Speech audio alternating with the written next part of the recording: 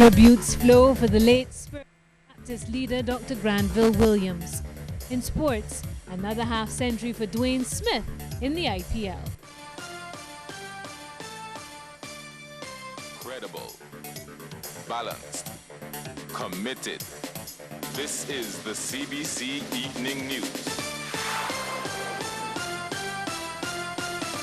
A very good evening to you. I'm Sophie Cambridge with this Sunday, April 27th edition of the CBC Evening News. In our top story tonight, several Barbadians joined members of the Spiritual Baptist Church to pay tribute to late leader and founder of the local Spiritual Baptist movement, Archbishop Dr. Granville Williams.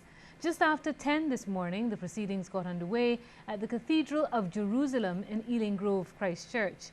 Attendees included Minister of Culture Stephen Lashley, Opposition Leader Mia Motley, other government officials, former Director of Culture Ilombe Motley, and representatives from the National Cultural Foundation.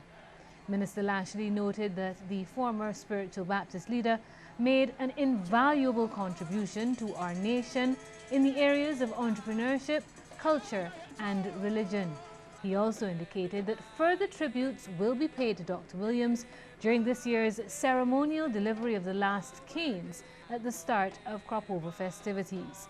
He's commended the late Archbishop for continually promoting African history.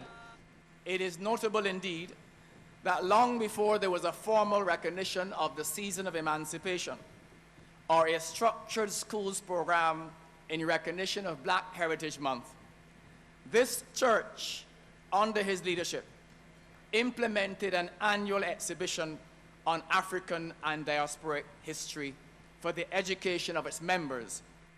Leader of the opposition, Mia Motley, described Dr. Williams as a giant of a man who was courageous and always dignified in his demeanor.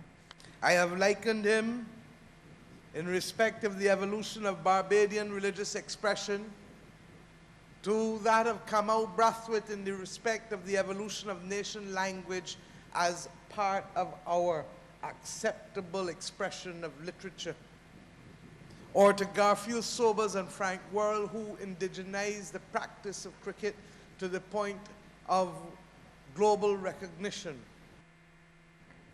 And for former Director of Culture Ilombe Motley, Archbishop Williams was a close friend who, despite facing many challenges in the early 1960s, persevered with the aim of educating the black population. Well, tomorrow, as part of the funeral and burial of Dr. Williams, there'll be a procession starting at 7 in the morning and going from Oistins straight through to the Cathedral of Jerusalem. The actual service will commence at 9 in the morning, and as a result, police say there'll be temporary traffic changes in Ealing Grove, which will accommodate one-way traffic in a northerly direction from Hopewell Road to Gibbons Bogs. Lawmen will be on duty and temporary signage will be in place to facilitate the traffic changes. Literary genius Professor Kamau Brathwaite is the recipient of this year's Clement Payne National Heroes Award. The announcement was made by leader of the Clement Payne movement, David Comijong, at Independence Square during an evening of tributes. Mr. Comijong described Professor Brathwaite as a hero in every sense. His wife Beverly was on hand to receive the award. In spite of whatever Kamau says, I consider him a hero. And I think all of you in this audience considers him a hero of Barbados, a hero of our Caribbean civilization. So we will be given this award, but as much as we reflect on Kamau, the man, his work, this evening will really be about us. It will be about affirming ourselves. Well, one person is in custody assisting lawmen with their investigations into the death of 50-year-old Selwyn Ormond Carter. The body of the Ballsland Christchurch resident was discovered by relatives on the floor of a shed at the back of a house yesterday morning. The body bore several marks of violence. The hunt, meanwhile, continues for the killer of 25-year-old Charlie Jume, who was shot several times in his upper torso by an unknown man on Friday night. At the time, he was at a bar at the corner of Nelson Street and Wellington Street in the city. In other news, Kensington Oval was turned into a giant dance floor on Friday night as reggae artists, both local and overseas, took to the stage for the digital vintage reggae show. There is clearly a huge market for vintage music despite the stiff competition from the faster-paced contemporary stuff featured during other events of the Digicel Reggae Festival. So much so, says Jamaican artist Admiral Bailey, that he has been forced to go back to the studio to produce more. The people has been asking for, the Admiral, so to speak, and want to hear back some of the original artists.